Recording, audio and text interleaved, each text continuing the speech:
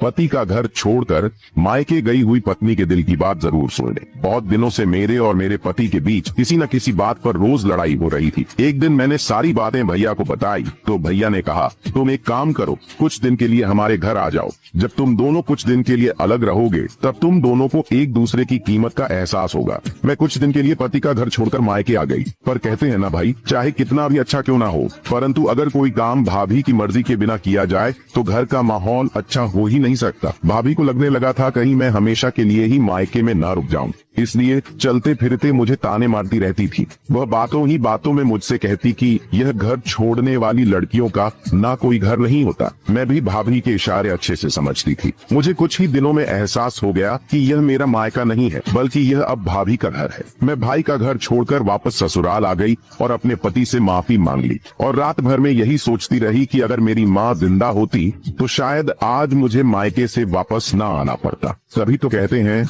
मायका माँ से होता है। जब तक मायके में माँ जिंदा है तब तक ही मायका है, उसके बाद तो केवल भाभी का घर बन जाता है।